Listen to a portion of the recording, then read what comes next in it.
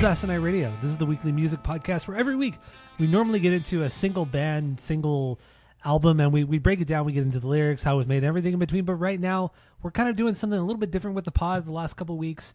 It's not a permanent thing, but we're just kind of getting into a general genre of music. This week, we are getting into third wave ska.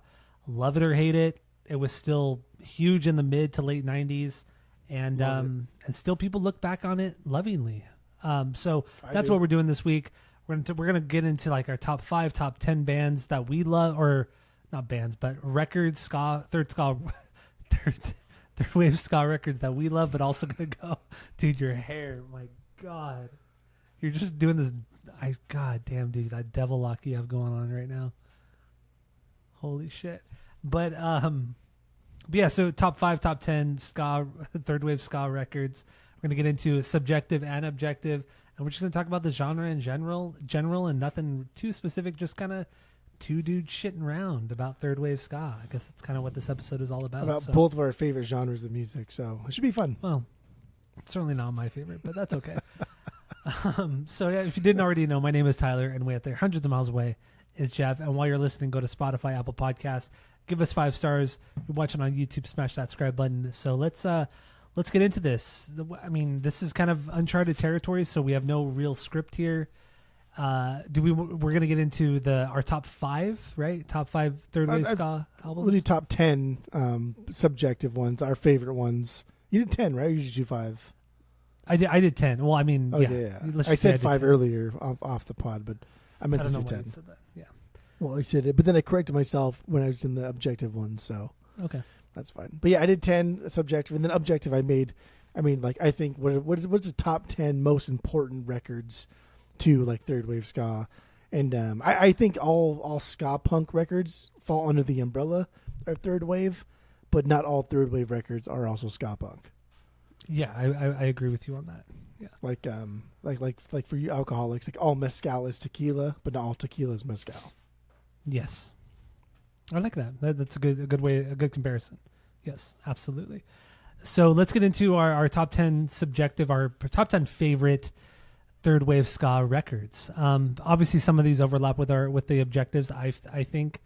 But let's get into top 10. Are we starting with 1 or are we starting with 10? We're going backwards. We'll start with 10 because I think probably like in the upper I don't know, the upper ones are probably going to be very similar. Yeah, I would say so.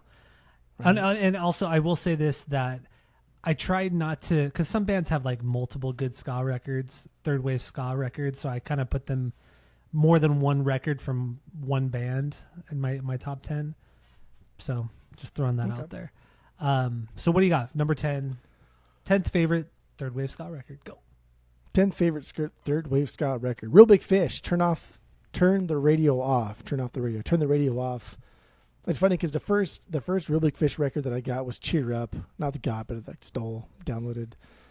And I was like, yeah, this is kind of dumb. I don't really like this. And then like Sell Out was like a big hit. And then I heard Real Big Fish's Turn the Radio Off. And I liked it a lot. I don't like Cheer Up. This is really the only record by them that I really, really like. I think like they just elevated their songwriting. So it's good. Top 10. Top 10. There you go. Also, this was kind of hard for me because a lot of these records, like you said, there's a lot of punk on here, and that's kind of what third wave ska is. It's punk ska or ska punk. But I tried to be as fair as I could with proper ska and not choose records that were more punk. Why? So with that, I don't know. Your favorite. I don't know. Number 10, No Doubt's No Doubt. Their self-titled record, technically their first record. I think this is a really, really great, straightforward ska record. Third wave or ska record in general. I don't think there's a whole lot of punk going on here.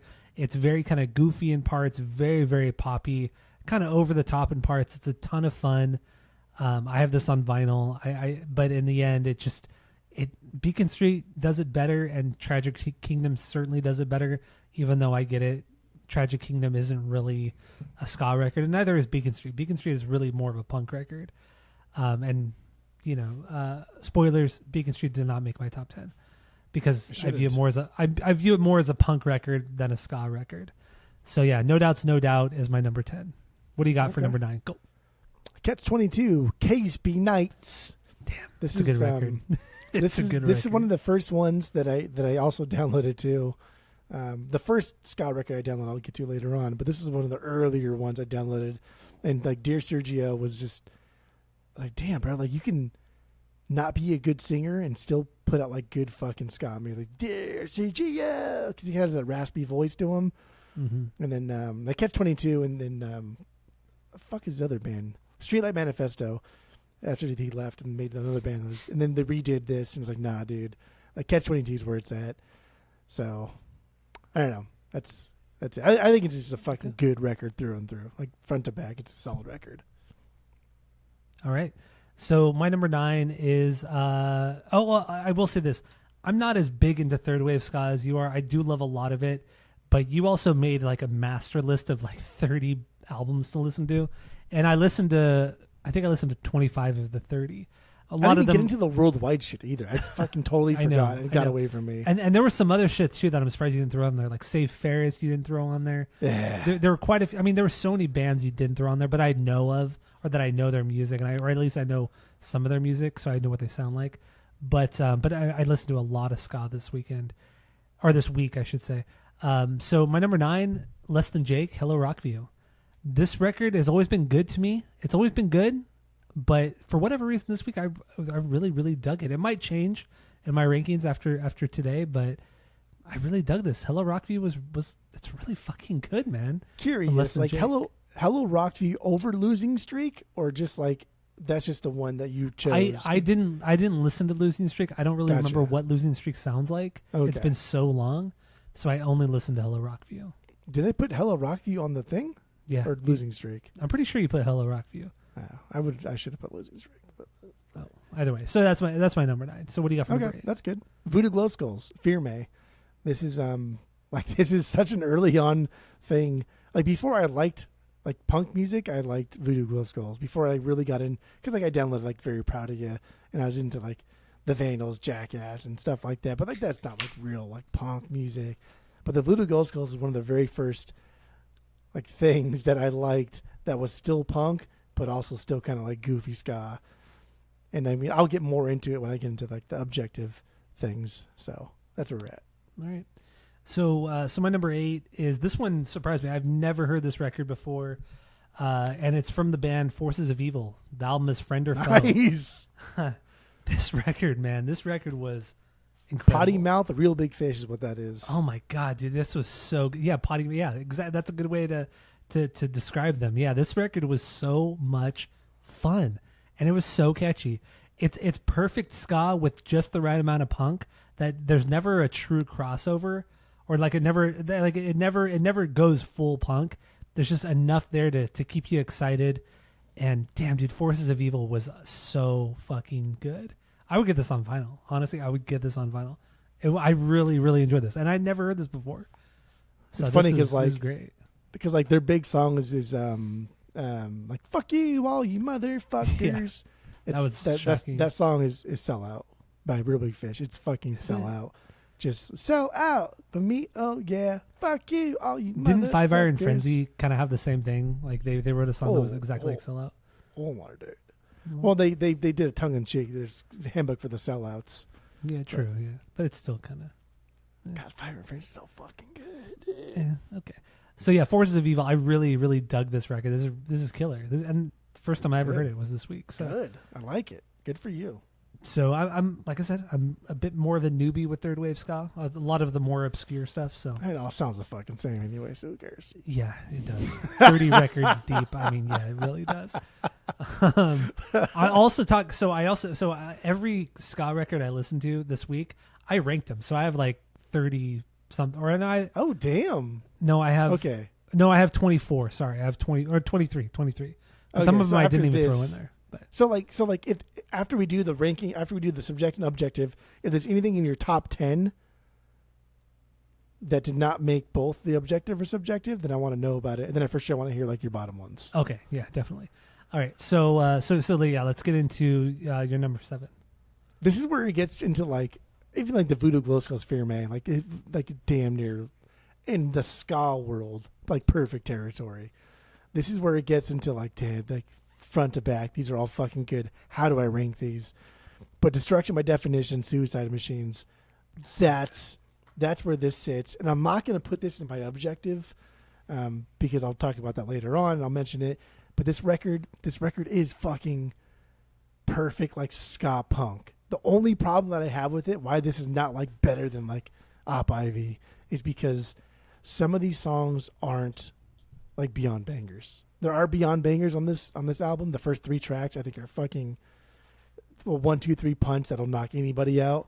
But there are later tracks that aren't beyond bangers, and that's why this sits a little bit lower. I mean, it's still like top 10 of my favorite fucking ones of all time, but I don't know. I feel like I had to defend it a little bit. Why it's so low? Okay, that's fair. That's fair. It is a little low, but you know, I get it. So, so my number 7 is. You ready for this one? Better be fucking Sublime.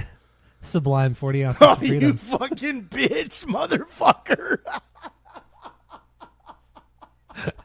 40 ounces to freedom. Once again, this is my top 10. Dude. This is my favorite top 10. I do love 40 ounces to freedom. I think it's Sublime's worst record out of the 3 records they've done. I think it's their worst. Really Also, I didn't put on my list. I didn't put oh my god, Robin the Hood. Self-titled. I didn't put Robin the Hood on here because it's not really a ska record. It's not something. a ska record. It's something so different and so bizarre. So I did not put. No, shut up. It's not B-sides. It's odds and sods. Shut up. It's not. Shut up. So Robin the Hood, I didn't put on here, but yeah, 40 Ounces to Freedom. This is a great ska record. A lot of reggae on here as well. This is what every band after 1994 wanted to sound like, and nobody did it as well. Like everybody wanted to sound like 40 Ounces to Freedom, and it all pretty much sucks.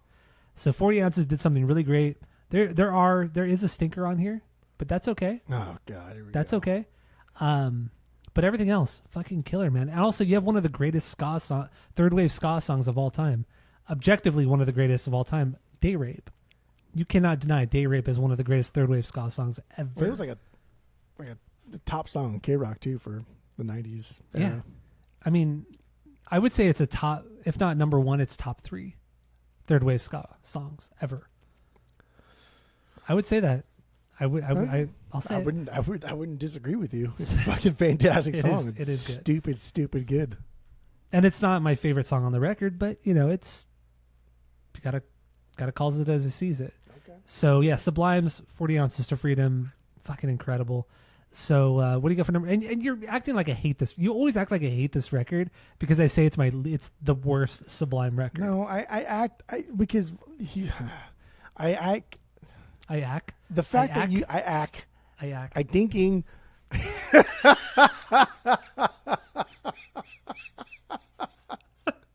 it's because you still think Robin the Hood is the best. Robin the Hood is the best Sublime like, record. dude, we graduated high school in 2005. Like, you don't have to be such a tryhard anymore. It's fine. It's okay to like contemporary pop music. Yeah.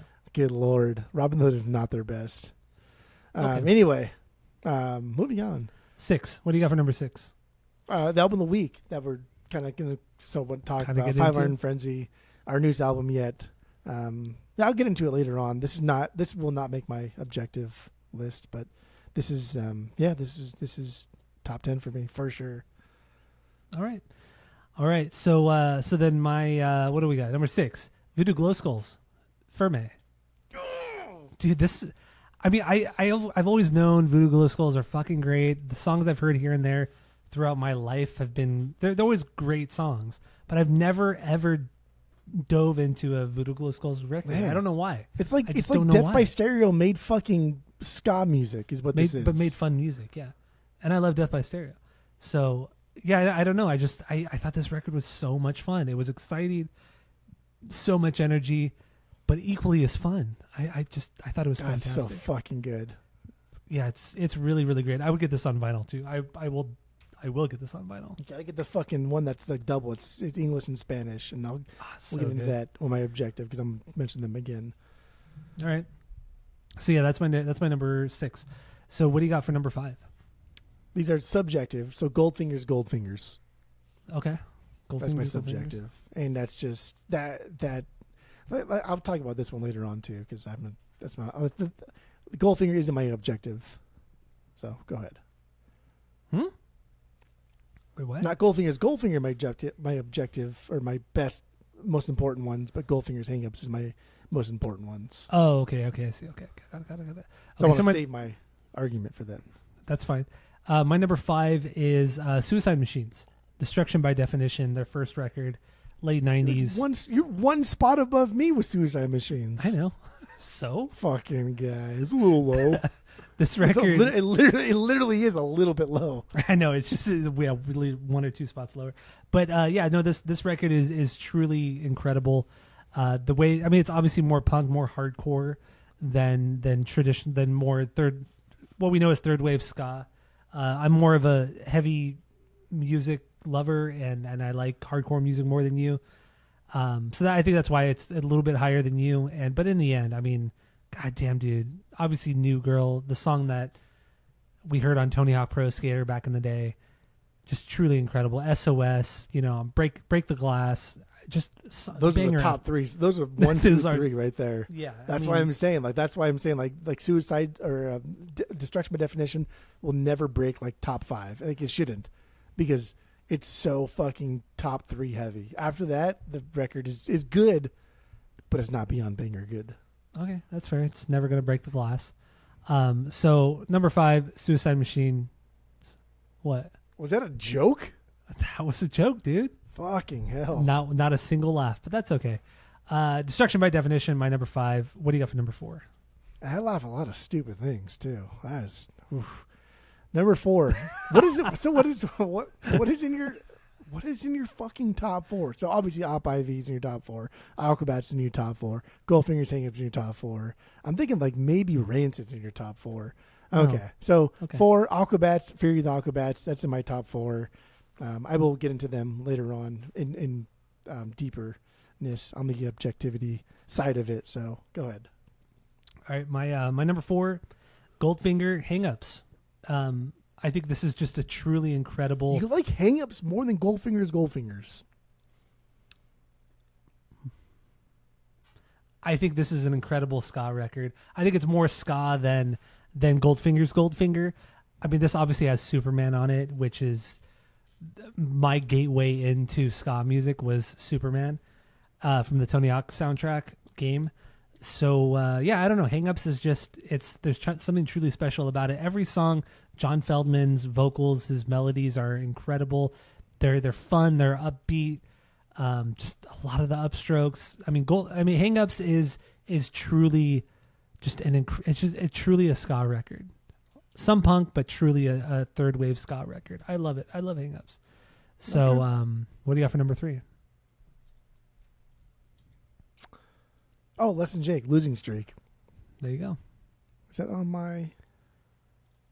Is it on your what? Did not make that did not make my most important ska record. So, Less Than Jake, Losing Streak. This was the first ska record I downloaded on Kazaa. Yeah, so this is an early thing for me, but I think Les and Jake bring just like insane melodies to like the third wave ska movement and good storytelling. Like the guy can build a story in like 2.5 minutes, and it builds his world that you understand like where he's coming from, what he's talking about, who he's talking about. Like it's got a plot to it. It's fucking wild. The history of a boring town. Just talk to this girl. Used to run my street. Like fucking hell, dude. And the bass line comes in. Boom, boom, boom, boom, boom, boom, boom. It's wild, dude. Les and Jake, love him or hate him. I've still never seen him live. I probably never will, because I don't know.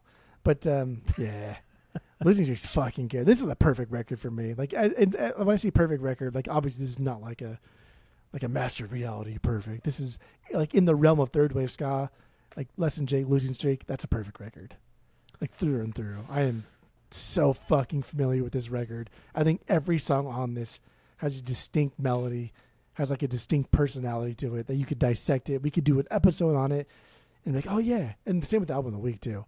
Like, oh yeah, this is this song. This is this song. They have it's completely different from itself. It's perfect. It's so good. It's so fucking good. All right. Okay. My number 3 then is Goldfinger's Goldfinger.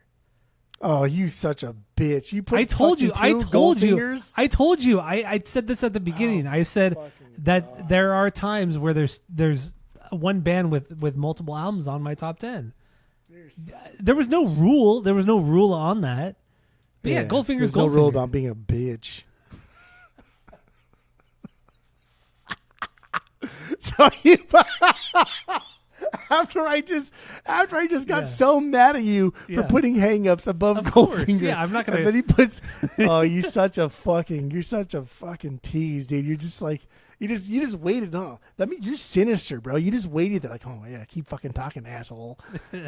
It's fun. It's fun to just get you mad. That's what it is.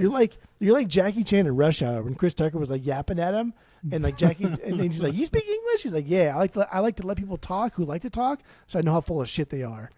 And then Chris Tucker's like, "What the fuck you just say to me?" That's what you just did to me. You just fucking Jackie Chan me in Rush Hour 1. That's annoying. It's the way she goes. It's the way she goes, boys. So yeah, Goldfinger's Goldfinger. I think this is a better record than Hang Ups. I think it's more of a punk record than a ska record, but it lays the foundation for a lot of incredible or great ska as you move forward and things like that. And I think John Feldman on the first 2 Goldfinger records just fucking nailed it, man. He just fucking nailed it. The whole band did too. I mean, Darren Pfeiffer, great fucking punk drummer. Honestly, a great fucking punk drummer. Yeah. So, Goldfinger's Goldfinger. Coconut ass. So, yes, Goldfinger's Goldfinger is my number 3. Subjectively, once again, I'm not the biggest third wave ska guy. There we go. What do you got for number 2? Sublime, baby. 40 Ounces of Freedom, number 2. There you go. Number 2. I will talk ad nauseum when I get into the objectives. Okay. All right. So my number 2 is Operation Ivy, Energy, 1987, I believe.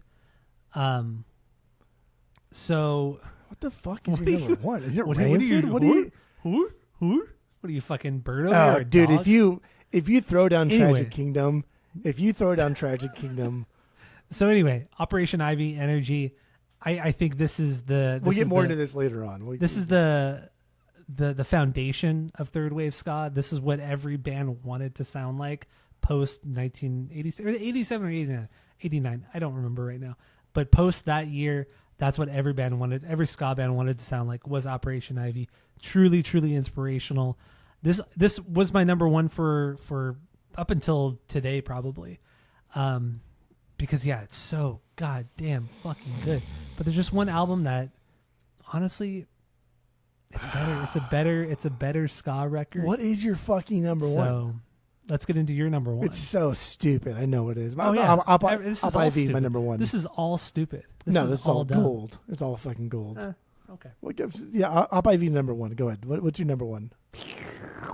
I want to hear you. No, I guess you could talk about Op IV during the objective list. Yeah.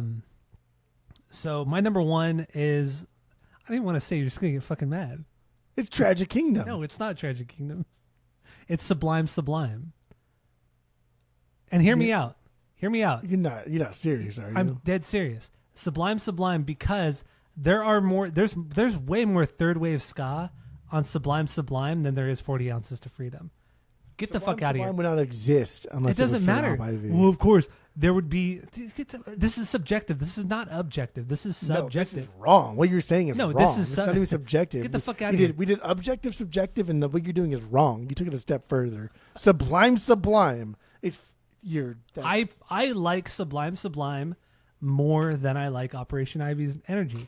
I mean, it could be interchangeable. Like I said, like 2 minutes ago, you said one thing over the other, so therefore it's not interchangeable. It literally changed today. I thought Sublime though, really? You think Sublime is as better than fucking 40 ounce as a ska fucking record? 100%, because 40 You're saying ounces, so many crazy things. 40 ounces, 40 ounces is closer to a reggae record and a dub record than Sublime. Sublime has way more third wave ska strewn all over that fucking record, way more than 40 ounces does, hands down. That's why I think it's a better third wave ska record than 40 Ounces to Freedom. Okay. Now we're done with this stupidity. Get the fuck out of here. That's stupid. That was a dumb fucking thing you said. Let's get into some objective stuff, and then we'll get more into like third wave ska, where it came from, and then we watched the documentary Pick It Up. So there you go. we'll get into that as well. So objective. This is real time shit though. Like this is our asinine radio, what we collectively think is going to be the best third wave ska record. It's like it's not like I'm just saying like my top 10 and you say your top 10. Call it a day. Like we should have to agree on a top 10. I think we should do a top 5. I think we should do a top 5 only because I'm not as well versed as you are with third wave ska. So I think it'd be more appropriate if we did. So when you say you say I'm not as well versed, that means like I'm not as well versed, therefore like I'm not going to like differ in my rankings, or like I'm not as well versed. Explain to me why this should move up or down. Because one, I don't have the nostalgia, and for a lot of these, I'm saying, for like, a lot of these, are records, you malleable or are you just like of normal? course I am. No. Of course I am. Well, hold on there, because you never are. But Well, like now, are you? Settle down. I always have been, and I still am. I will be forever. It's true. I moved in closer for that one. I know, because you're stupid. I think that's effective, but I just wanted to be seen. It is effective. no, it's not. It's goofy. So I don't know. We could do top 10, but I think the 3-4 bottom ones are just going to be kind of, I don't know. When it comes to objective, I don't feel like I don't feel comfortable saying. Okay, so just go through, because I'm going to write yours next to mine in order of 10 to 1, and then we'll agree upon. Because I really did spend a lot of time on my top 10, like what I think is the most important, like third wave ska record. So go with your 10. And I will say, some of these bands I haven't heard all of their records, so I can't. That's another thing too. Like, yeah, that's fine. One might be better than like for example, my number 10. Objectively, I would have put Less Than Jake on here, but I don't know if it's Losing Streak or if it's Hello Rockview. I don't know which one's better. Okay. But either way, let's just say Less Than Jake. One of those two records would be my number 10. Number 9, Voodoo Glow Skulls. For me. Wow. My number 9 is Voodoo Glow Skulls as well. There you go. Number 8, Suicide Machines, Destruction by Definition. Okay. 7 is Aquabats, Fury of the Aquabats. Slow down. Hold on there, dude. Okay, go ahead. So the Aquabats didn't make my top 10 subjectively, but it does make my objective list. That's crazy. 7. How the fuck did they not hear that? Okay, go ahead. Keep going. Number 6 for me, No Doubt's No Doubt. Okay. I don't think it's their best, but it's still very popular and makes sense. Number 5, Goldfinger's Hang-Ups. I think as a third wave ska record, it's better than Goldfinger's Goldfinger, so it's objectively, it sits here. Number 4, Mighty Mighty Boss Stones. I don't know what just record in general, or just I would just say in general, but I mean not their first record, because their first record isn't indicative of what they brought fine. to third wave ska, so I don't know what record exactly. But so Mighty Mighty Boss Stones would be my 4.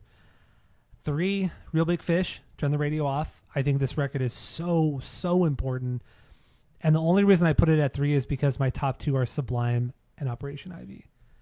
Because Sublime 40 Sublime, ounces. no, Sublime. Okay. And then Op Ivy's and then number Op 1. Ivy's Energy. Yeah. Okay. All right. Okay. So there's a lot of overlap here. So like I guess we could just off the cuff just get that out of the way. Op Ivy's both of our number 1s. I think Op Ivy is what everybody. It's the most important. I think it is the most important like third wave ska record. Like Two Tone is still happening in the 80s, into the late 80s, and Op Ivy dropped something. And like Fishbone. Oh yeah, I guess we'll backtrack a little bit. I'll give you my top 10 in order of top 10 or whatever. So number 10, Rancid, Out Come the Wolves. That's not even really a fucking third wave ska record. It's more of a do punk you want record. me to give them to you and then like tell you why, or just give them to you? Just run through it, and Okay. I don't care. I don't care. Whatever you want to do. I'll do either way. I will. How much time Whatever do you you wanna want do. to spend on this? Because I'll spend all fucking night on No, this. no. This is Let's amazing. just I love run. this. Just This is run my through. favorite part. I just don't want to hear you talk. So just run through.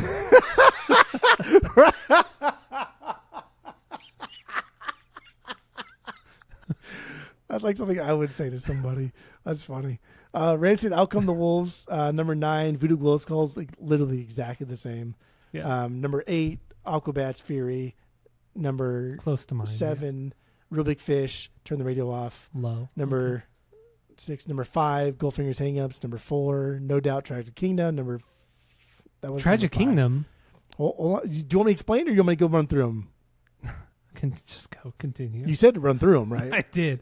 Okay. Tragic Kingdom is fucking stupid. Number four, Sublime 40 Ounces. Number 3, Boss Tones, Devil's Night Out. That's their first record. Number 2, Fishbone, their first EP. And number 1, Op Ivy, Energy. Okay, I get Fishbone. I'm not a fan of Fishbone, but I get their hell, dude, significance. that first EP is unfucking real. It's cool. It honestly is cool. But I feel like so many, I don't know, I feel like bands were inspired, like the bands that we love, like, Real Big Fish, Boss Tones, Goldfinger, were inspired by Fishbone, but they just did it better than Fishbone.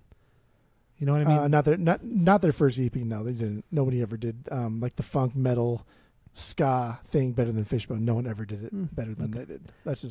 But also let's go back to No Doubt. You put Tragic Kingdom on here. That's not a ska record. So I highlighted all of your stuff on the left in red, and then all of my stuff on the right. That way I could easily differentiate between the two. So now we can go back and forth and kind of argue or discuss. But dude, first of all, fuck off. We're talking about like the most important ska records, right? Yeah. We're not talking about like the best or like that's not typical ska. We're talking mid-90s. The ska boom in the 90s was exploding. This record opens up with Spiderwebs. That's a ska song. Yeah, it opens with they fucking. It does, but then after that, it's not really. There's no third wave on there. Of course there is. No. That's silly boy talk. But it's not just like, oh, that has one ska song. No, there's like 4 ska songs. It's not a ska record for sure. It's not a third wave ska record. But this is what made like the world listen. Not just like SoCal, not just like the East Coast, not just America. This is what made like the world listen. Like, holy fuck, that sound from Orange County, that's kind of like a real big fucking thing. That's kind of a real big fish over there. Like, that's why it's so important. And it's not like the most important thing. I think this number 5. And this thing sold millions, tens of millions of copies. I get it, but it's insanely fucking important. This is the most important thing that No Doubt has ever done. Hands down, without a which fucking I agree. fact. It is the most important thing they've ever done, but I still don't consider it a third wave, a ska record. I just why? Yeah, it has ska elements here and there. There are a couple songs that have some ska. So like, what is that's? I still don't consider it a ska record. Hold on there, dude, because now we're going to get into like the nuance of what like the gatekeeping thing of like what even the constitutes as third wave ska record, right? Like, dude, I know it's so like, stupid. Is this an alt rock band that has like ska elements, or is this like a ska band that like wants to play alt rock, right? Like fucking Larry King over here, what? Because that's what you're kind of saying here. Like, that's what you're alluding to. You're alluding to, like, well, this isn't a ska record. This is a ska band. That's how they started. They're a ska band, but this is not a ska record. They didn't start as a punk band. They didn't start as anything else. Like, they started as a ska band. Yes, I know. Op Ivy started as a punk band, and then they started, like, play, like, ska music. So, like that's just, it's silly boy talk. Like, you said No Doubt's No Doubt. Like, come on, dude. That's silly. Like, this is it. Like, this is the most successful. Yeah. This is the most successful ska record of all time. It's not a ska record, dude. It's not. Why? Stop saying it's a ska. Why? It's not a ska record.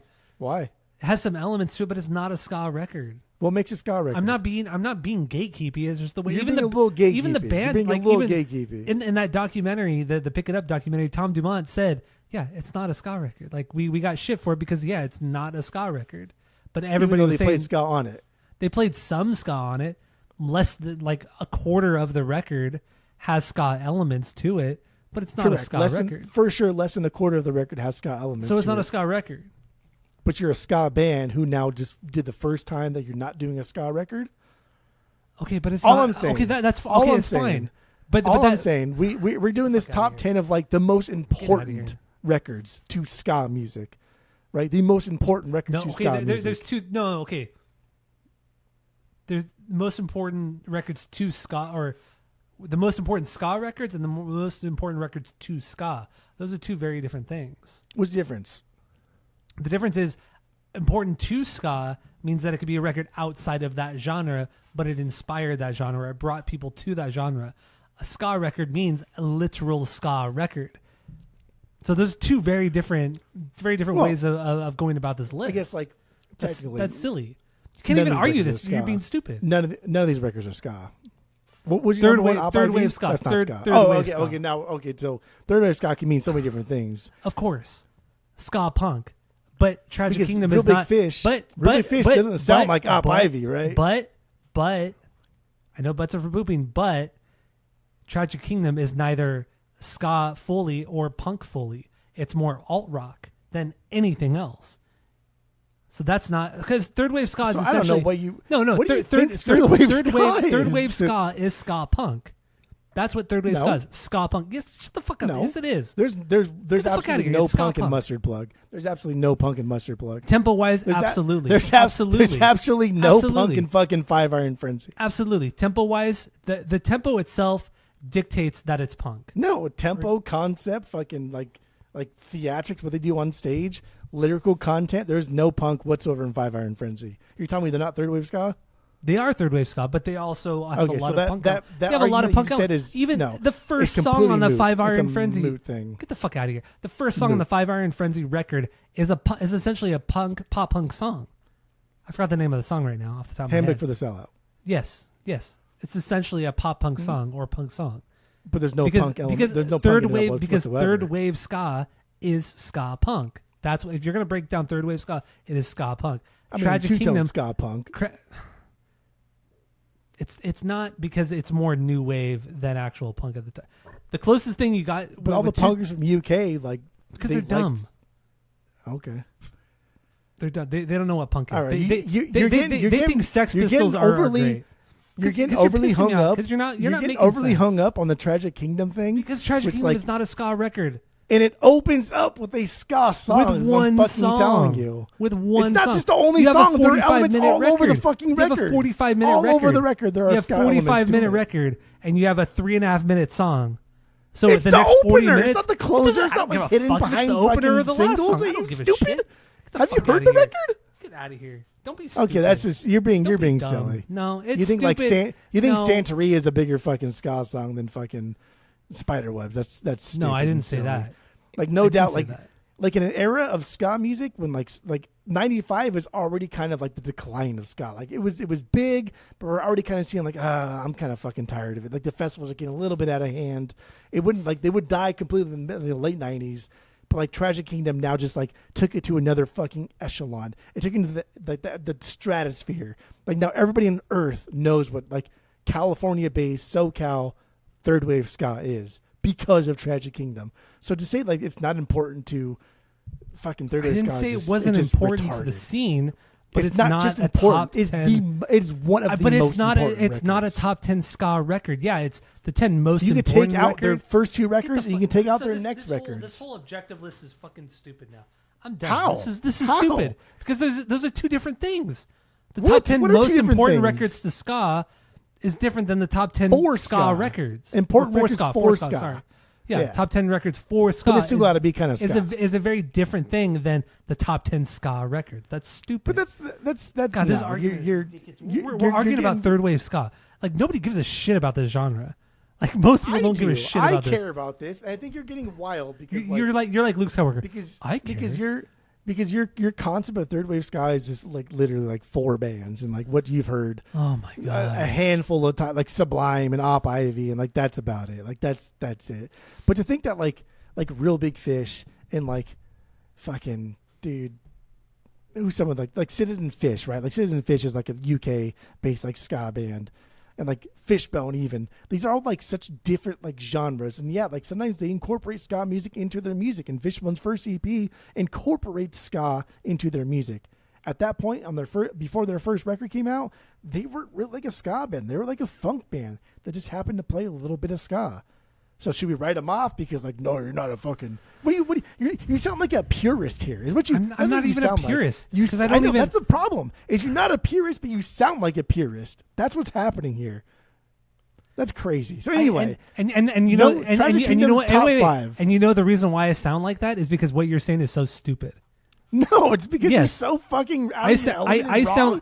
You have like no idea what you're talking This about. coming from a guy who's not the biggest third wave ska fan, and I'm saying something like this that really goes to show that you No, don't know you what just- the fuck you're talking You're about. just like trying so hard to think No, like, I'm oh, not. No Doubt's first record is like the fucking ska record. It is Even a the ska first record. record's It not a is- ska record. There's so Come much on, stuff dude. on there that is just like generic, like fucking alt rock. It's just like boring.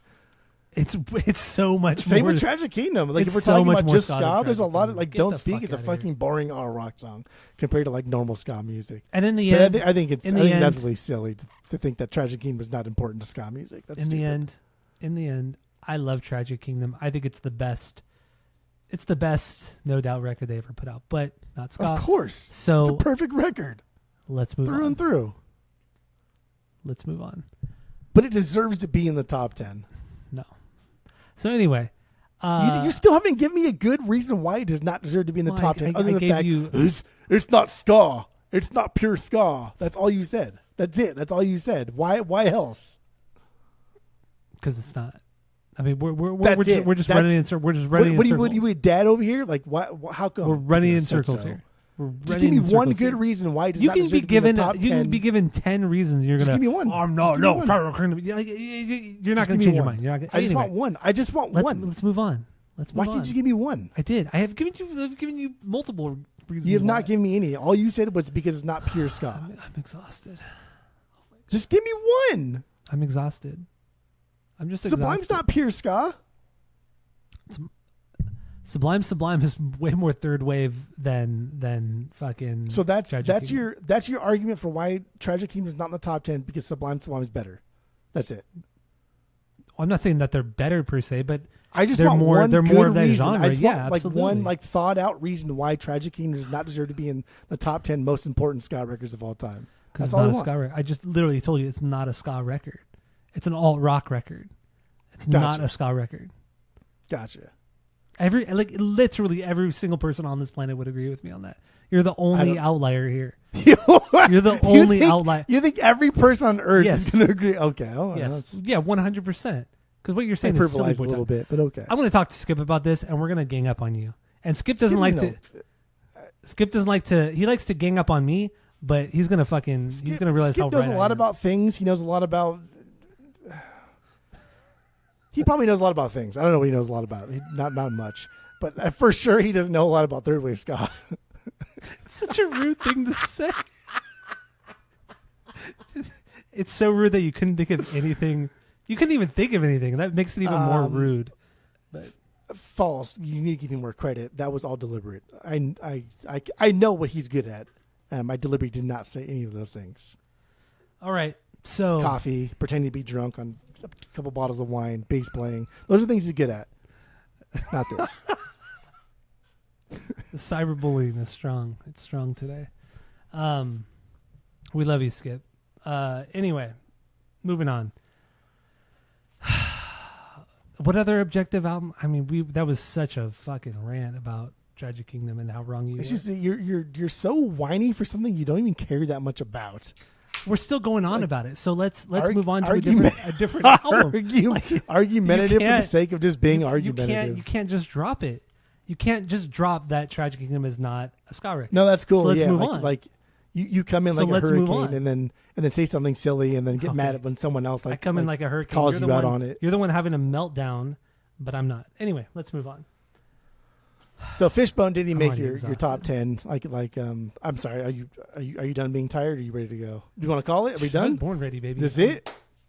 Born ready. Let's go. Well, I don't want you to be too exhausted. Let's continue. Okay. I'll pass out. I'll pass out here. Oh, you're already like crying and shit. So Fishbone didn't even make your top 10. No. Crazy. Okay, that's fine. I'm not okay. This big aficionado. Whatever. Okay, right. I'm not denying you that. I guess where we'll go from here is I'm just going to ignore everything you said because it's all fucking retarded and stupid. And I'm just going to go through my top 10 and tell you why I think they deserve to be in the top 10. Well, actually, the stupidest thing that was said tonight was the fact that you think that Tragic Kingdom is a third wave ska. Oh, so you still want to keep talking about it? I don't. But you're saying everything I say is fucking stupid and retarded? No. But I didn't pinpoint anything. I just think in general everything. I know what you're doing. Retarded. I know what you're doing.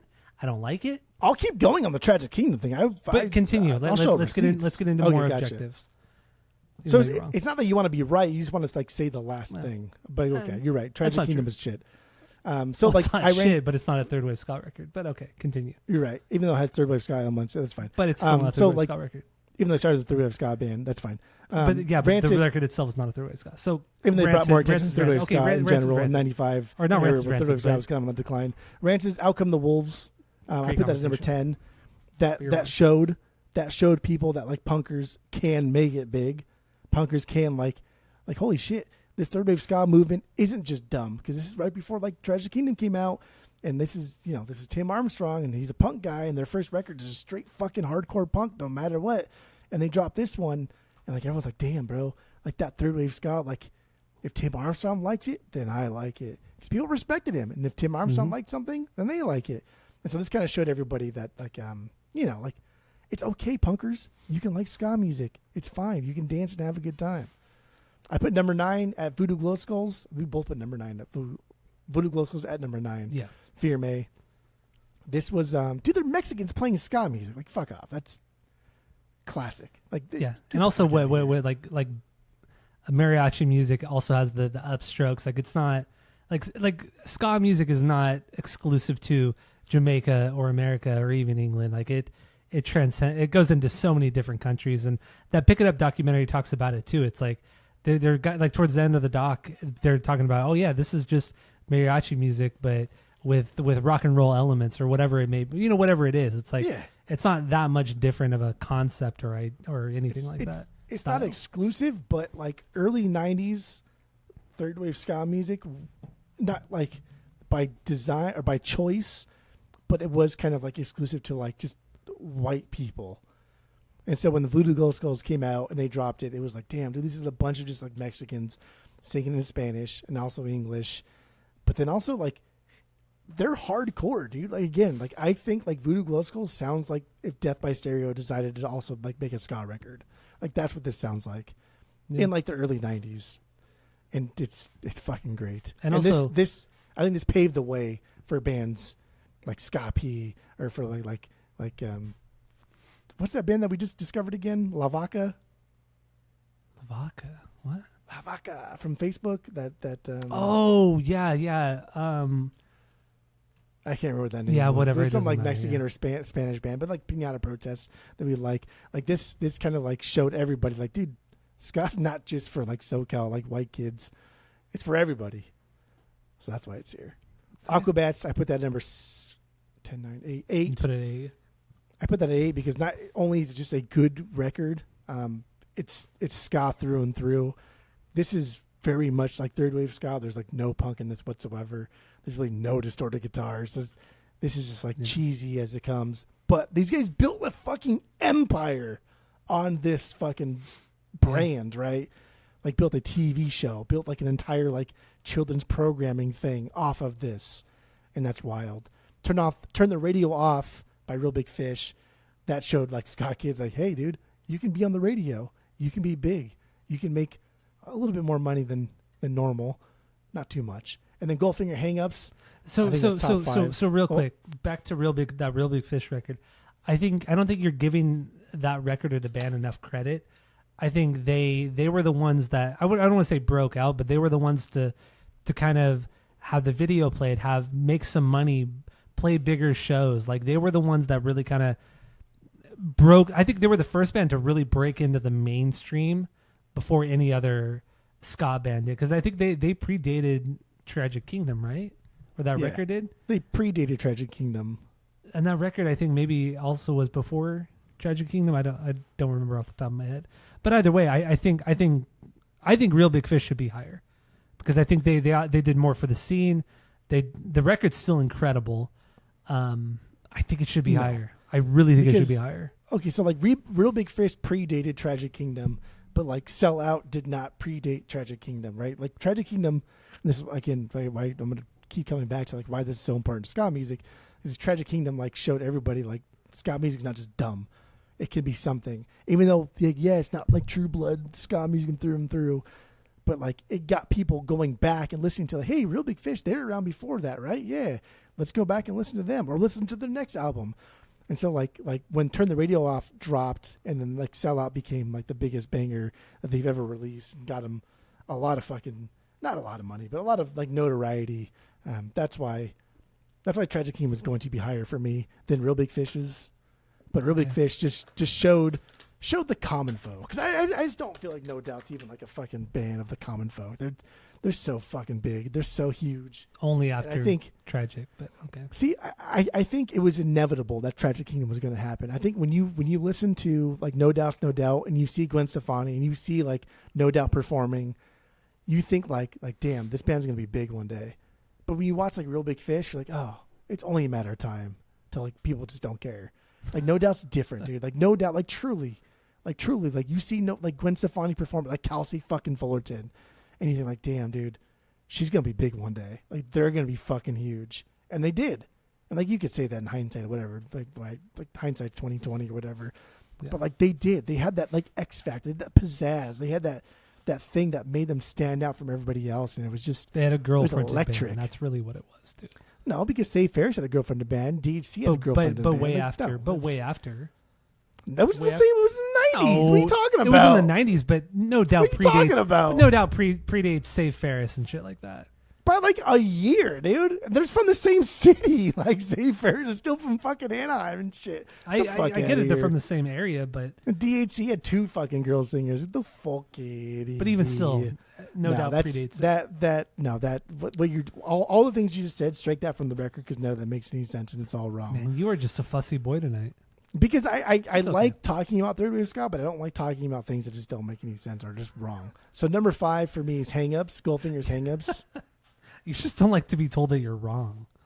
I don't think I'm wrong though. You don't think you are, but you are wrong. You said oh, No Doubt's good because they're fronted by a girl. First of all, like, I didn't say that's why they were good. I said that's what made them stand out. But why did the other bands stand out that were fronted by a girl? Because No Doubt did it before. No, they didn't. Before Dance Hall and before Stay Ferris, yeah, they did. No, they didn't. Yes, they were. They created, and not to say that was the only reason. That wasn't the only reason, but it was a big reason. And that first record was a flop. It was shit. Like it sold nothing, and nobody liked it. What are you talking about? Okay, just let's move on. That's what you said is wrong. No, it's not wrong. No, what you're saying is wrong. Just don't. You can like chime in and chip in and stuff. It's just the fact that you put Tragic Kingdom as an important ska record. It's just so stupid. Okay. If that's why you're mad, that's fine. It's still making me mad. I'm still mad. Just don't say things that are just like that's incorrect. Number 5, I put Hang Ups because Hang Ups reignited everybody's passion for ska in '99 because of Tony X Pro Skater. Like I know like New Girl's fucking great, and I know like Eurobars is so cool, man. But like through and through, every poll you ever read, if people say like, what is the number 1 song from Tony X Pro Skater? Yeah, it's Goldfinger. Yeah. It's not even like close. Yeah, it's always Superman. Absolutely, yes. That is the top 3 fucking like ska song of all time. It's so fucking iconic. It defined. I put Tragic Kingdom number 4. We can move on from there. Sublime, 40 Ounces of Freedom. I put that number 3. Here's why. Before I can already feel like you're just. And then getting ready to just complain for like the next 25 minutes. You're like in Tears of the Kingdom, that octopus that goes into the water and like sucks everything in and spits everything out. I put Sublime at number 3 because this is like the only ska punk band that actually has a firm grasp on like reggae music and like rock steady music and actual ska. Like a lot of these bands just like think like Upstrokes is just ska music. Oh, let's do some Upstrokes. That's ska. But they don't listen to ska music, right? Like the reason I got into reggae music, the reason I know who fucking Toots and the Maytals are, Desmond Drecker, anybody, is because of Sublime. Like his grasp on like reggae and just like Jamaican music is why it deserves to be in top 5. Any Sublime, it should be in top 5. I don't give a fuck what record it is. I chose 40 Ounces of Freedom because it's the most like DIY punk sounding thing they did. Besides like Robin the Hood, which is like a horrible attempt at like trying to be punk, but just comes out garbage. Most DIY punk thing that they've done, but it's not the most ska third wave ska thing that they've done. But that's okay. Once again, we're going into a Tragic Kingdom rabbit hole or discussion here. You think third wave ska is a specific sound, and it's not. It's not called third wave ska as a genre. It's a movement. I understand that. The point you're missing. I don't think you understand that. It's a movement. It's not a specific sound. It's a movement. Two-tone, a sound. Ska, sound. Reggae, sound. Rocksteady, sound. Third wave ska, it's a wave. It's a fucking movement. It's a decade of sound. It's a progression. It is, but it still has very specific elements that make it. No, it doesn't, dude. It just has to sound. It does. It just has to be upstrokes and fun. That's it. Like literally, that's what Third Wave Ska is. That's it. Wrong. Number 2, Mighty Mighty Boss Tones, Devil's Night Out. This is. I don't really particularly like this record, nor do I like the Boss Tones. But this show, like the Boston hardcore music, is some of the toughest that's ever been created. And this show, the Boston hardcore scene, like, dude, daddy, chill. It's okay to have fun. Like Boston hardcore music has been wild, dude. Like the whole FSU and like, you know, like that whole scene of like beating the shit out of like drug dealers and stuff and taking their money and donating it to charity. Like Boston hardcore scene is maybe the toughest it's ever been in America. And this is not that, but it's born out of that. And this first record is very, very like hardcore punk sounding. Yeah, and it was fun. Definitely more hardcore punk. That's my number 3, actually, not my number 2. And then Fishbone's EP, their first EP, that's my number 2. And then Op Ivy Energy. I think when you hear Op Ivy Energy, like we could talk all day about these things, right? We just argue on and on and on and on. But then like you throw on this like just like knowledge, like like sound system or something like that, and you just think like, damn, I wish I would do that. I wish I would have done that. It's true. And the like thing with anybody. with the thing with Op Ivy too is like it's not that their music is the most complicated, it's not the most revolutionary thing I would say, but they just did it so fucking well, and their references to Jamaican culture and ska, or not Jamaican, but just like ska and reggae culture was just so spot on and so good, and these guys knew what they were educated within the genre. And the way that they just mixed it with the punk music was just something nobody was seeing at the time. Not in that way, in that raw, just kind of hardcore still to this way. Fucking day, dude. Like no one's done anything like that before. Yeah, like 20 plus songs, and it's like every single fucking song on there is an absolute beyond banger. Yeah, it's true. You also have Tim Armstrong. I mean, I know he's not the main vocalist, but goddamn, dude, the guy has a way to write songs, and he has a way to sing. That's so unique. Oh shit, that's so different from a lot of vocalists. So good. Yeah. Op Ivy I think is the best, and I agree with thing to third wave ska. Like it defines it, but it also doesn't like pigeonhole it in the way some of these other records do. Like Real Big Fish defines third wave ska, but it also pigeonholes it, right? Real Big Fish sounds nothing like fucking 40 Ounces to Freedom. And Op Ivy, I think, does both. And also, everybody wants to be Op Ivy. Not everybody wants to be Real Big Fish. Yeah, for sure. Everybody wants to be Op Ivy. Real Big Fish wanted to be Op Ivy. Everybody wants to be or Sublime wanted to be Op Ivy. Even Angela from fucking Fishbone was like, yeah, dude, because that first EP dropped in like 84, 85, 86. And then 2 or 3 years later, I think it was 89, Op Ivy dropped that record. Even Angela from Fishbone was like, dude, like we'd been doing our funk metal thing for a while, and then Op Ivy dropped that record. I was like, fuck. Yeah. We fucked up. It's saying something. It's really, really saying something. Oh man. That was something. I can't believe we're already an hour into this. Good. But yeah, so I mean, let's talk about the documentary that came out in 2019. It was Pick It Up. Honestly, this documentary was fucking awesome. Like, it didn't have your normal boring documentary things happening where a lot of all the slow motion stuff, the big, the B-roll footage of like the of nature and like big drone shots, all that kind of shit. It was just like, I want to hear the people in the scene talk about this. I want to hear the scene. I want to hear the music. I want to see all of that. I don't need 20 minutes of just fucking slow motion footage. Like, this is just how documentaries should be made. I fucking loved it. And the music was great. All the interviews were great. They got everybody in there. Tim Armstrong fucking narrated it. That's incredible. Yeah. The fucking Tim Armstrong narrated it. John Feldman's in there. Darren Pfeiffer's in there. The Boston guys are in there. Fucking Real Big Fish guys. In there. Travis is in there. Dude, everybody, all the guys or not all the guys, but some of the guys from the Aquabats are in there. Like, everybody who is anybody in third wave ska is in this fucking documentary. It was fucking great, man. It's an hour and 40 minutes. It's on YouTube. It's fucking fantastic. I loved it. I thought it was a great documentary. Good. Yeah. Yeah, this came out, I don't know, 5 years ago or so, or whatever the fuck 19, it was. yeah. So 6 years ago. Yeah, I have the vinyl for this. Because it's like the only time you can get MC Lars, this gigantic robot kills. It was at the first song on the credits that you can get on vinyl, I think. But yeah, it was a good doc. I want to backtrack a little bit though, because I want to get into like what you hated the most and what you loved the most on your list of things that you ranked. So like, if you just go through your top 10, we didn't get through that. Just your top 10 things. If there's anything in your top 10 that we have not talked about, then I want to hear it. And then for sure, like at least your lowest 5. I mean, the only thing that we didn't. I mean, we talked about Forces of Evil. That didn't hit your subjective or objective, but we did talk about that. But everything else, we're pretty much the same. Some standouts. What was it? Ruskaja? Ruskaja.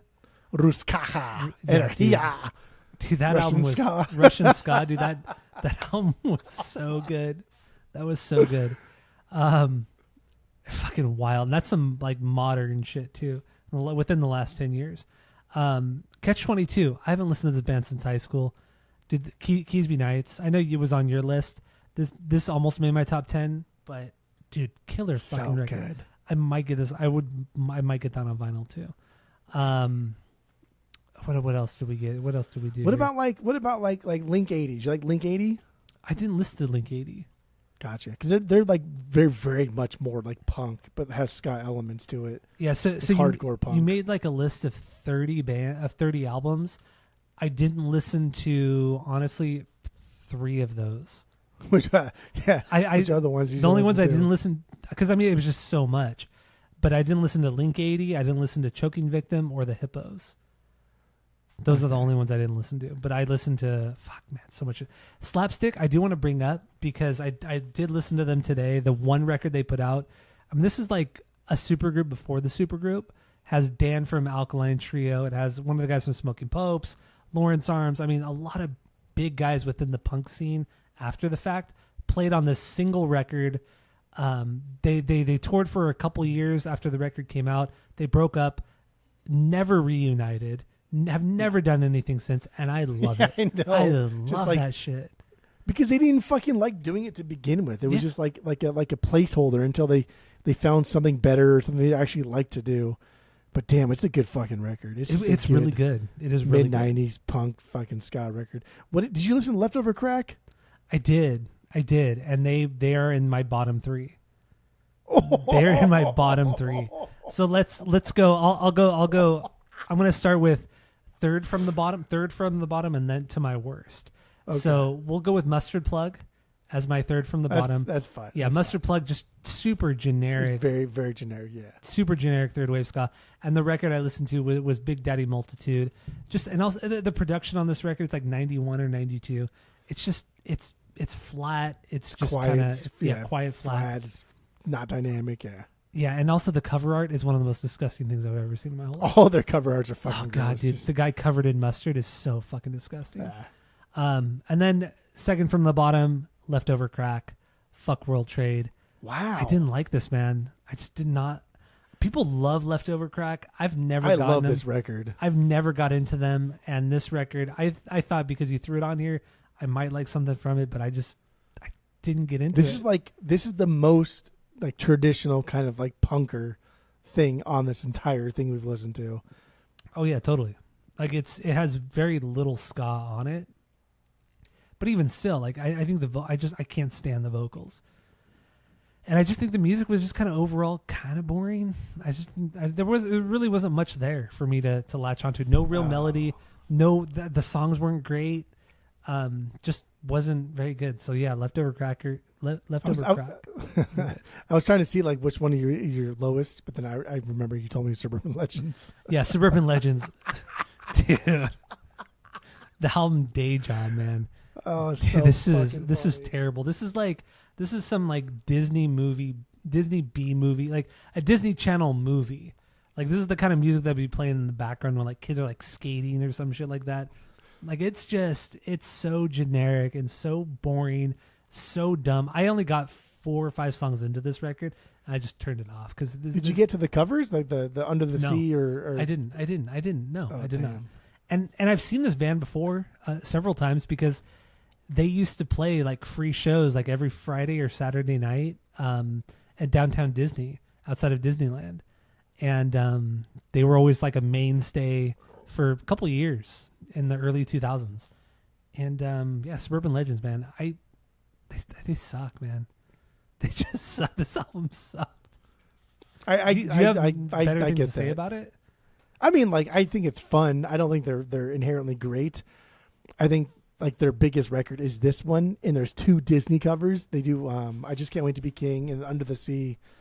So it's like, obviously these guys are just like suckling at the teat of like Downtown Disney and then Tomorrowland stage.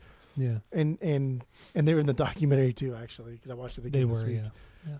And it's just like they're fine. They're one of those third wave ska bands that are just fucking fine. Like, had Real Big Fish not dropped. What the fuck is it called? Turn off the radio. Turn the radio off. Yeah. Had Real Big Fish not dropped, Turn the Radio Off. To me, they'd have been no different than fucking Suburban Legends. Like, Real Big Fish to me is so fucking generic, except for Turn the Radio Off, which I think is just this weird banger of a hit. But yeah, I get it. Suburban Legends, dumb. Just worst thing. Like, the only record Suburban Legends probably. I think Suburban Legends probably like embodies everything people hate about third wave ska. Yes. Oh, yes. That's a perfect way to put it. Yeah. Everybody who says they hate third wave ska have probably only heard Suburban Legends. Yeah. God damn, dude, that it's not good. Just so boring. And then also, so like originally when we wanted to kind of do this episode and everything, we wanted to get into Five Iron Frenzy, our newest album ever. We did this on the podcast fucking 7 years ago, earlier when we started the pod. So it's certainly a lost episode. But yeah, I don't know. This Five Iron Frenzy album didn't make my top 10, obviously, and subjectively or objectively, it's very mid-tier for me. I don't think there's anything great about it musically. I think the lyrics are really cool. I think what they had to say was a lot more mature and serious within the scene. And I get it. They are a Christian band, so there's a lot of religious undertones, but there's a lot of cool stuff within the lyrics as well. But musically, it's fun. It's definitely a lot of fun, but I don't think it's not revolutionary. It's not reinventing anything. It's just good. Let's get into ska. it then. Good ska, man. You're saying a lot of things here that just got to take them all apart. Reinventing like the third wave ska wheel. No, I don't think so. But I do think they bring something to the table that I don't think any other third wave ska band does, and that's like a strong horn section. Like, yeah, third wave ska, like we expect horns. These guys bring it, and it's something like you've never heard. Like, no other third wave ska band brings a horn section to where the horn section is taking over solos, guitar leads, bass lines, melodies. Like, this horn section is the strongest of any third wave ska band. Yeah. And I'll die in this hill. I'll fight anyone who thinks otherwise. It's on the no list. I'll do it all, baby. It's on the no. I'll do it all, baby. I would agree with you though. I think their horn section is certainly more advanced, better equipped, better songwriters. I think their horn section is the best within all the third wave ska. Because I mean, even like in the documentary, it's like they were talking about a lot how at the time in the early mid '90s, it was like, oh, this guy plays trumpet or these guys play trumpet and trombone. Let's fucking have him join our band. Fuck it, who cares? We could make a band. Yeah, they played it in like fucking high school, right? And that's my point. Like, and just they all barely played it. Yeah, that's my point. Played it. It's like a few notes thrown in throughout the song, but with the Five Iron Frenzy band, it's more like, let's write a song not around, but that really incorporates the horn section. We're writing an actual song that where everybody's really involved, rather than just little parts thrown in, little beeps and burps, throughout the song. Beeps and burps, baby, little B&B. Yeah. And Five Iron Frenzy, I think, like, I'm not, we're both not like overly religious here in the pod, but like, so like my 2B, if I were going like by bangers, like Every New Day, the closer, like the most like religious song they've ever fucking done, like their closer, that's my 2B. Like, this song is unfucking real, and like the his passion when he sings this song live and like the way they play this and how fucking ska heavy this is, and just like the opening when he was like ha ha, right, like dee dee dee dee ha ha, because like Voodoo Glow Skulls do it all the fucking time, and like that's what ska people do. They do like the ha ha ha on that last like 1-2 beat. But like, dude, every New Day, man, like the way he sings this is just so, it's so full of passion, but it's also still kind of goofy. It's still kind of like in the third wave ska realm. And like the way he can reach people by having songs about Canada where he just talks about like stupid shit from Canada, and like later on talks about like his undying faith for his religion and God and Jesus, and like that's wild to me, dude. Mm-hmm. And like again, like even since high school, like I've never been like that religious, but like I've always loved this song, and I love when he's like Jesus Christ. Like I'm just like I'm out here, dude. I'm praising the Got Lord. Your hands in the air, yeah. He got me. Well, also the thing with 5 Iron Frenzy is that they don't come off as a worship band. They don't sound like a worship band. Yeah, lyrically, yeah, it's that way. But their music doesn't sound like it. It doesn't sound like they're pushing anything on anybody. And even when you read about like the tours that they did with the various bands, the secular bands as they would call them. I know that. Why do they always have to say that? No, it's so stupid. With all the secular bands, like how everybody liked 5 Iron Frenzy, like how everybody loves how great them. they were, how funny they were, and how they never pushed the religion on anybody. And it was just them just having a great fucking time and making people laugh and all that kind of stuff. Like truly a light, like the truest, most pure, lighthearted band is 5 Iron Frenzy. And there was like I love that. There was like there was an interview. Actually, their last interview they did with some I don't know whose interviewer was, but like, it was one of the links on the wiki. And if you clicked it took you to the last interview they ever did. Yeah. And it talked about like Micah was there, the girl was there who does like the saxophone. I think she's the only girl in the band, and like Reese chimed in and stuff like that. But they talked about like just how much they didn't want to like convert people on tour. They just wanted to like make sure everyone had a safe space to so cool to skank, really, right? Yeah. Just have a good time. To skank and have and it's fun, like they didn't like their number one priority was to make sure that people felt safe over like converting people. And like the girl in the band, I can't remember her name. They call it like some Jeff, like I think they call her Jeff. No, it's not Monique. Monique's from St. Ferris. Powell, that's from St. Ferris. They call her like Jeff Jr. or something like that. They really do call her Jeff something. But she was even like, yeah, dude, like even like when I go to like my church that I go to all the time and talk to my pastor, like I get weird eyes, and like I've been stopped before because they're dressed like a punk band. Yeah. And she goes in and like she's like, this is not what I want from like church. Like I want people to feel like they can come here. And they talk about like how as they're in the sermons and stuff, and like homeless people walk in and they get shooed away real quick, and it's like, dude, just let him in. Like he wants a place to sleep, right? Like you're a fucking church. Your tax bracket's not even the same as normal fucking businesses anyways. Like why the fuck do you care? Why do you care? Yeah.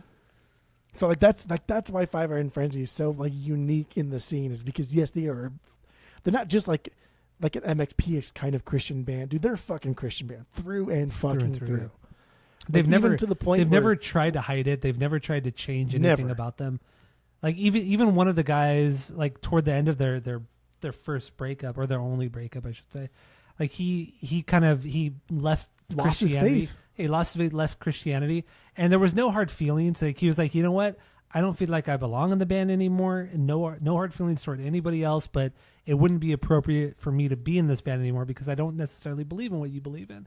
And he amicably left. Like that was it, man. That was it. Like no egos, respectful nothing. Fucking way to leave, right? Like come on. And it's not even like the band like kicked him out. It was just like it was absolute respect on both sides. It's so cool. And it's not like this is like not Metallica, right? We're like leaving millions and millions of dollars. Yeah, these guys are making a lot of money. This band has always just been like on the far. They again, like so, like my biggest. I don't know if you rank bangers or not. Did you rank bangers at all? I put my top 2 songs. What are your top 2? Every New Day on top 2? Fuck, what was it? I didn't do a deep dive on the record, but just a preachy fucking last song. Blue Comb 78 is my number 1, and then Handbook for the Sellout is my number 2. Okay. So yes, I don't know. That sounds fucking dumb. I can just disregard everything. That's all. That's the opener. That's stupid. Ding, ding, ding, ding, ding. Whatever. Whatever. I didn't know where I was going with that, but Blue Comb's fucking so goddamn good. Blue Comb is great. This shows Reese Roper at like his best at storytelling and like building this like this metaphorical like world to where you understand like where he's going with, and it's you empathize with it and you get it, right? Like the whole blue comb thing, and he talks about how his sister threw the comb out the car window, and like the whole thing is supposed to be this metaphorical thing about him losing his innocence and him like growing up. That's some real mature shit. Like honestly, it really is. Like the loss of adolescence and innocence. Like a lot of bands, it's a very emo thing to do. Yeah, it really, really is, but done in like a lighthearted, fast way. This is definitely the most punk song on the record too, because it's very, very fast in certain parts. Like, ding, ding, ding, ding, ding. But like the whole concept of this is have you seen my comb, right? Like he's talking to the audience here. Like the song's not called Have You Seen My Comb? It's called Blue Comb. He knows what it is, and he's asking us constantly, like, have you seen my comb?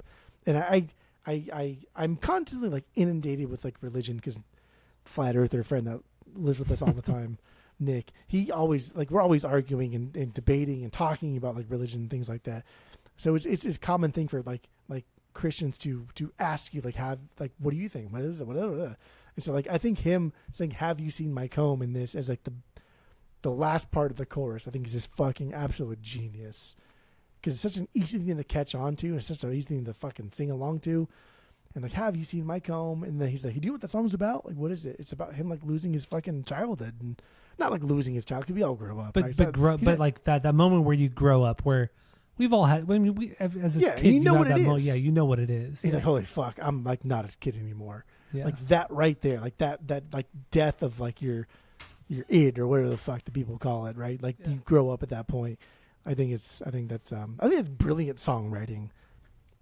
I think it's cool. I think it's really cool too. And then the singer, I forgot his name right now, but he Reese. Reese. He made kind of that comment or joke saying that, you know, if I would have known back in the 90s that had I written a song about blue combs, that I didn't realize that all the fans would come and like give me like blue combs. Oh yeah. If I would have said I need $1 or something like that, we would be so much richer nowadays.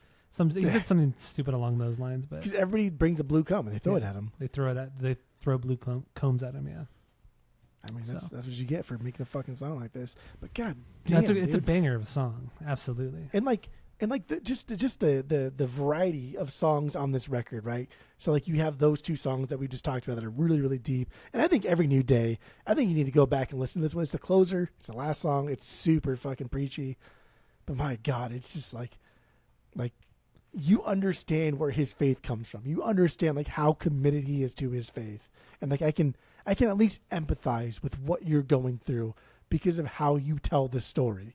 And how you tell the story about like when you were a kid and like the things you can not reach on top of the fridge, right? They're just too high. I can't get up there. Mm-hmm. Or like every little fucking flicker of light, it catches my eye. Like all these temptations in life, but you fucking stay true.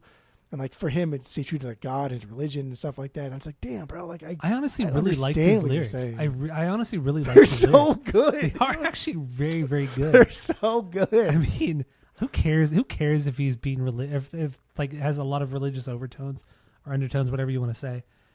The lyrics. He's a very good lyricist. He really is a very good lyricist. Good. A great storyteller. He truly, truly is. So absolutely. And then you get songs like fucking Canada, right? Where it's strictly just a joke song. Like there's nothing deeper to it. Yeah.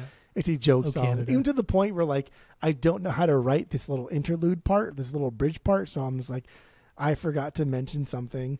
And then he talks about William Shatner and everything, and Slurpee's made of venison.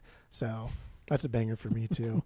But like my biggest banger for here is Superpowers. We've been given super. It's so fucking catchy, and it's strictly bass. Yeah, the doom doom doom doom doom doom doom doom.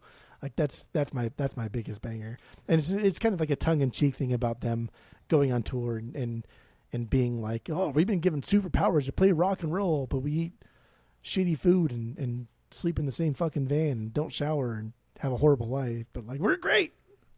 Superpowers also has like it has a lot of that surf stuff to it too. the drumming, just the overall song has a lot of surf undertones, which is something that's different within this record as well. There's no other song that really kind of touches upon those genres and things like that. It's good. It's a great song. Superpowers is great. Damn, it's so fucking good. Yeah, a little bit slower of a ska song, but it's killer. It's killer. Well, Mike, you like Micah? I mean, it was good, but it didn't obviously didn't break like a banger. Oh, dude, Micah's so good. Okay, But it wasn't Where's Micah? But isn't that about like where's Micah? their bass player or something who always shows up late? The guitarist. Oh, guitarist. It's funny yeah. too because in like that same later interview, they finally cleared it up, and he was like, "Dude, so what's up with Micah, bro?" And he's talking to Micah, the guitarist. He's like, "Why are you always late?" He's like, "No," and he kind of like in the nicest way possible. He said, "Like the music that we play is so basic that it's not hard to learn on the guitar." So I showed up late to rehearsals a couple times, like in the nicest fucking way possible. And that's where this is, because he did show up late. Like it wasn't like a chronic thing. It was like a several times, and that was it.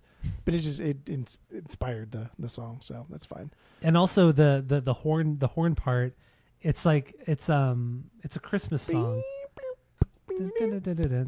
What is that? What is it's like it's not a direct like Christmas song part, but it's like an interpolation of it almost. Dude, that's what I'm saying. What's the Christmas song? Oh, Jingle Bells. It's Jingle Bells. Yeah, the horn part. The main horn part is Jingle Bells, but done in like a slightly different way. That's not Jingle Bells at all. It's Jingle Bells. Maybe not Jingle. What the fuck song is it? I definitely don't hear Jingle Bells in there. The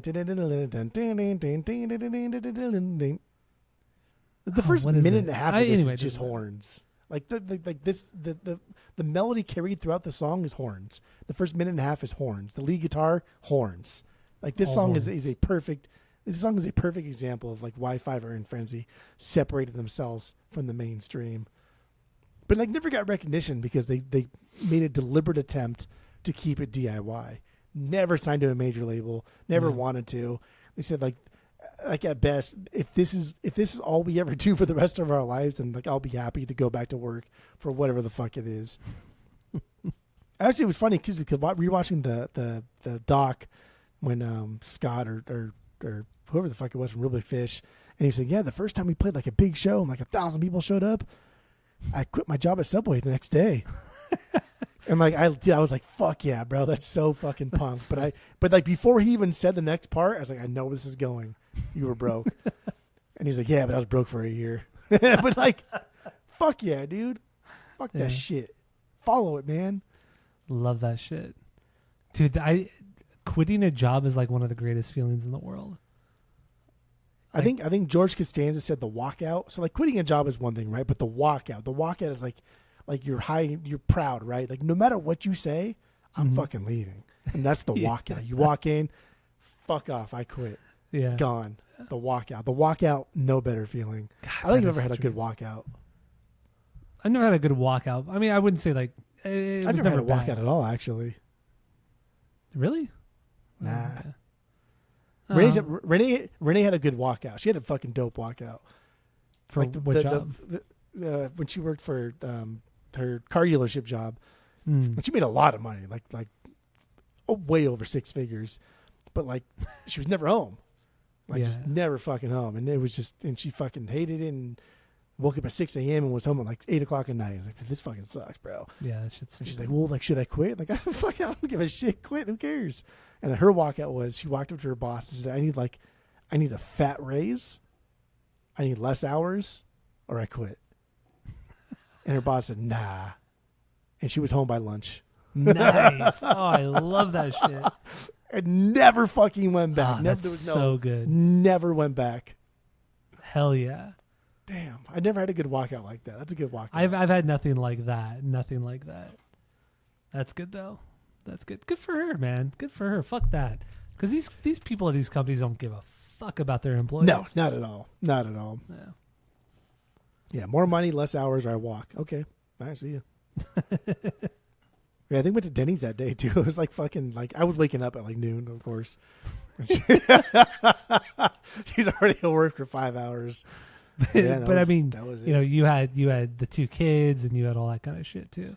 What it really was she was off early one day and she went to go pick up Nick from school, and she asked me like, hey, like where the fuck is the school at? Like what school does he go to? Like what classroom is he in? Was his teacher? It's like, bro, like how the fuck do you not know? And like that's what, like, to me, I wasn't like I was trying to be mean. I was just like, how do you not know? Because I forget that she doesn't really know. I think that was like fuck. That was kind of the wake How up do call. I not know? Yeah. Yeah. And the next day she did that, and I was going, that's a good walkout story. That's a great walkout. Yeah, great walkout. Man, I need a good walkout. I'll never have a walkout story. I know, now that you're on your own business, there's no walkout. I should just get a job just so I have a cool walkout story. Whatever. Let's. I feel like we're probably. Yeah, let's wrap it up. Let's wrap it up with.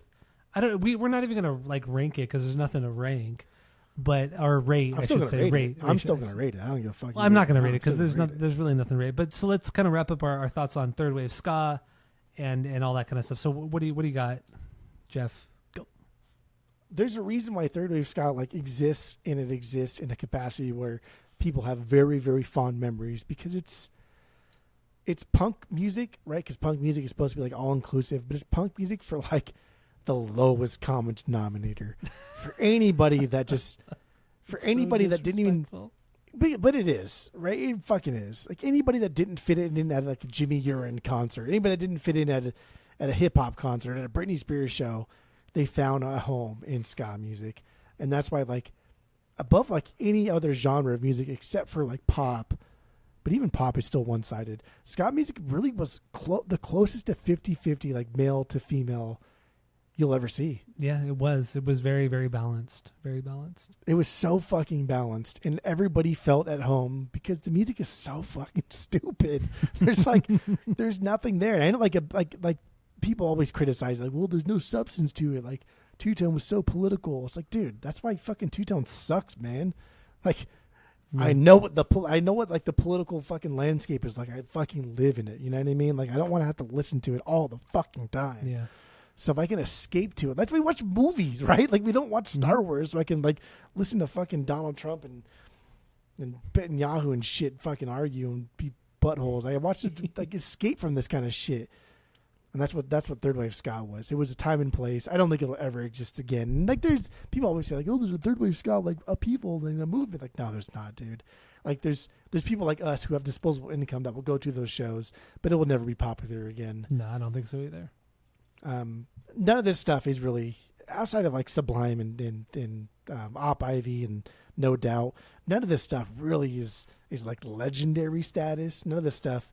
If we were on a normal like episode comparing it to like Sabbath, like none of this stuff holds like a candle to that kind of shit.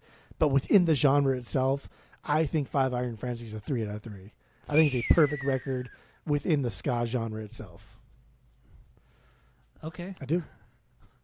We barely even touched upon the actual album, but I thought you were gonna like rate the whole genre in general, not the album. Oh, if I rate the whole genre in general, I give the fucking genre a 3 out of 3. Oh, that's stupid. Because there's no other genre, like even the metal genre, which has been trying so fucking hard not to be douchebags, even like the new metal genre, which has been trying so hard not to be Limp Bizkit or trying so hard not to be Goofy Corn, right? Like every other genre tries so hard not to be something. The Riff Scott never did that. It tried so hard to just like fuck off, dude. If you want to come, come. If you don't want to come, don't fucking come. If you want to go home, go home. Yeah. You want to go home, go home. Like that's the Raoul from fucking Dave and Buster's when he yelled at me as a busser when I was complaining about going home. I'll never forget that too. You know where that came from? I knew it was from Dave and Buster's. I knew it was something that you did that caused that guy to say it to you, but I didn't. Yeah. It was the kitchen manager Raoul, spoke like no English except for this, and I, like we just complain when you're at work, and he's like hey, like what? You want to go home? Go home. You want to go home? Go home, Carbone. And at first I was like, really? He's like, yeah, go home. And I was like, oh, wait, this is a trick, huh? And then, like, I realized, like, fuck, man, you're right. Like, I'm here to work, and, like, my bank account will reflect if I don't work, so I should be working. Good. Even though, like, it turned into a joke, like, it was actually, like, solid advice. I know. And it's something that you and I have said for years. For years. You want to go home? Go home. You want to go home? Dude, go home. Palmer says it constantly, too. He loves saying it. You want to go home? Go home, cabron. It's so stupid. Anyway, so yeah, I know a lot of tangents, but it's okay. Third wave ska, it was a very, very specific time and place. It was very short lived. Honestly, like what people know as third wave ska was only 4 years, 5 years, mid 90s. Yeah, Op Ivy started in the late 80s, but it really didn't take a really significant turn until the mid 90s. But it's a lot of fun. And in the documentary, somebody said, like, when you ask somebody about ska, they either have no idea what you're talking about, they laugh at you, or they absolutely love it. Like, there's no in between. Nobody just says, "Oh yeah, ska's cool." It's like one of those. It's like the Grateful Dead, dude. It's like the Grateful Dead, ska, and Black Licorice. The people that love those things fucking love those things. Yeah. Everybody else, eh. And all those people in the documentary too, like. He asked so many people. I'm like, yeah, they can pick and choose. But so many people like, I don't know what ska is. Like, bro, how the fuck do you not even know what ska music is? Like, you never heard ska? But it's such a specific genre, whether you're looking at 60s ska, two-tone, or if you're looking at third wave in the 90s. But you've never heard of the word ska? I mean, I wouldn't. I'm not surprised. That's crazy. I'm not surprised. But anyway, yeah, I think it's a very specific, very cool genre. It could be, I don't want to say it could ever be overplayed, but it's all generally the same shit. Yeah, you have a handful of bands that, really stepped it up and did something really cool with the genre, but overall, it's pretty generic stuff. But I guess you could say that with most genres anyway. But anyway, I don't know. I think this has been a really fun week. The only bad time I had was listening to the 5 Suburban Legend songs I listened to. But otherwise, it was a killer week. I really enjoyed myself. Third wave ska, I'd give it the overall genre, I'd give it a 2.25. 2.25. I'm definitely going to go back to it, but it's nothing to write home about. It's nothing, I think, revolutionary. It's just a ton of fun and where the scene got so oversaturated, especially once major labels got into the whole mix of it all. It got so oversaturated, more so than really any other genre, because it's so niche and it blew up so quickly that it got terrible within the scene. But anyway, yeah, 2.25 for me for the genre. 5 Iron Frenzy, I give it a 2 out of 3. It's solid ska music. That's good. It's solid ska music. I wouldn't get it on vinyls, but it's solid ska music with really good lyrics, very good lyrics. But yeah, I would never go. It didn't break my top 10, but it's still solid. Crazy. Still solid.